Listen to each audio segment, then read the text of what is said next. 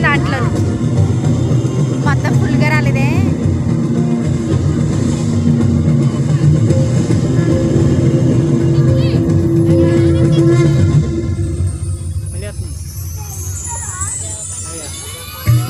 దేవకన్య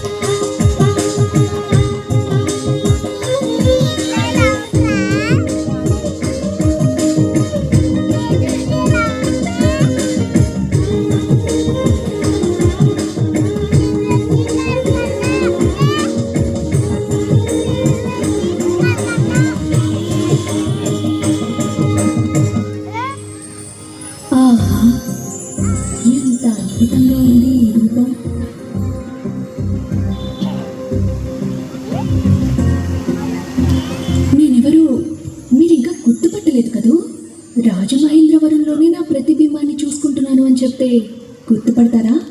రాజమహేంద్రవరంలో ప్రతి నీటి బిందువుని నేనే అని చెబితే గుర్తుపడతారా? నేను మీ గోదావరిని.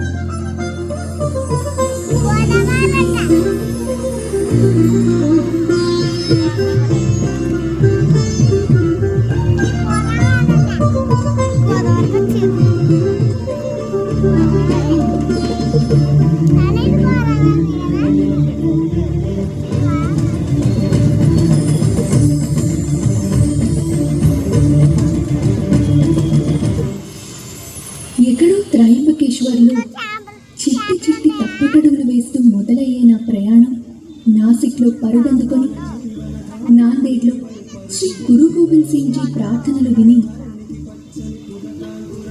బాసరలో సరస్వతి అమ్మవారి దగ్గర అక్షరాభ్యాసాలు వీక్షించి, భద్రాచలంలో శ్రీ సీతారాముల వారి పాదాలు కడిగి పాపికొండల అందాలు ఆస్వాదిస్తూ, ఇదిగో మన రాజమహేంద్రవరం జనాల మనసులోని లోతులు తెలుసుకొని కోనసీమ దాటి సాగర సంగమంతో ముగుస్తుంది. సరళంగా చెప్పాలంటే 3 రాష్ట్రాలు, సుమారు 1500 కిలోమీటర్ల ప్రయాణం, 1000 సంవత్సరాల నుంచి నిరంతరంగా ప్రవహించాలని మహాశివుని వరం. పూర్వం బ్రహ్మగిరి పర్వతం పైన తపస్సు చేసుకుంటూ ఎన్నో పుణ్యకార్యాలు చేస్తున్న గౌతమ మహర్షి పైన ఇంద్రుడి మాయ వల్ల, ఇతర ఋషుల అపోహ వల్ల గోహత్య పాపం మోపబడింది. మహర్షుల సలహా ప్రకారం గౌతముడు మహాశివుని కోసం ఘోర తపస్సు చేశాడు. ఆయన తపస్సుతో ప్రసన్నుడైన మహాశివుడు వరం కోరుకోమనగా గౌతముడు తనని గోహత్య పాపం నుంచి విముక్తి కలిగించమని వేడుకున్నాడు. శివుడు తన జటాజూటంలో ఉన్న గంగని దించి ఔదుంబర వృక్షం వేర్లలో వెలువమని ఆజ్ఞాపించారు. దిగి వచ్చిన గంగా మహత్యంతో గౌతమ మహర్షి తన పాపాలన్నీ కడిగేసుకున్నాడు.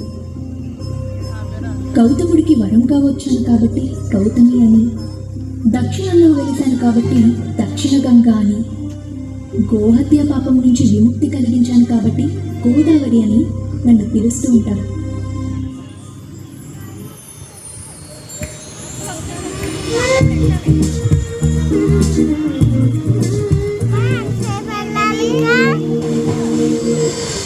ఈ పుణ్య భారతదేశంలో ఎన్నో ప్రాంతాలు, ఎన్నో నదులు వెలిసి ఉన్నా కేవలం తెలుగువారు మాత్రమే వారి ప్రాంతాలకి నదుల పేర్లు పెట్టుకున్నారు. అందులో నా పేరు ఉండటం కూడా ఒక విశేషమే. అందుకే నేను తెలుగువారన్నా, అందులో 1000 సంవత్సరాల చరిత్ర గల రాజమహేంద్రవరం అన్నా నాకు ఎంతో ప్రీతి. 1000 సంవత్సరాల పూర్వం బౌద్ధుల ఆనవాళ్లు వెలికి వచ్చిన మన రాజమండ్రి మూలాలు 10వ శతాబ్దం నుంచి వినపడతాయి. ప్రస్తుత శకం 919 నుంచి 934 మధ్యకాలంలో తూర్పు చాళుక్యరాజైన అమ్మరాజు విష్ణువర్ధనుడికి, ఆ తరువాత అతని వంశంలో వచ్చిన రాజులందరికీ రాజమహేంద్ర అనే బిరుదు ఉండేదగా. మొదటి విష్ణువర్ధనుడే ఈ పంచగిరుల మధ్య నగరాన్ని కట్టించి దానికి రాజమహేంద్రవరం అని ఘనమైన పేరు పెట్టాడని ఒక నానుడి ఉంది.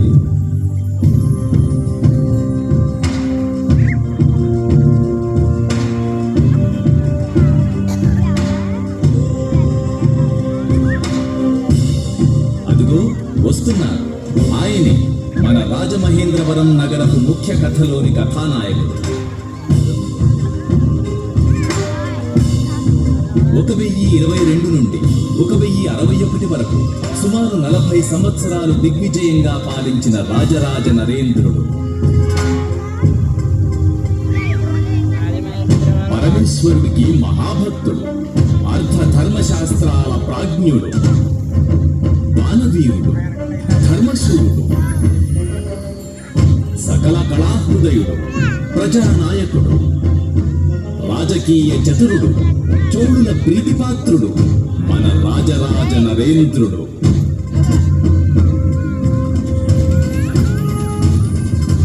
మామగారు,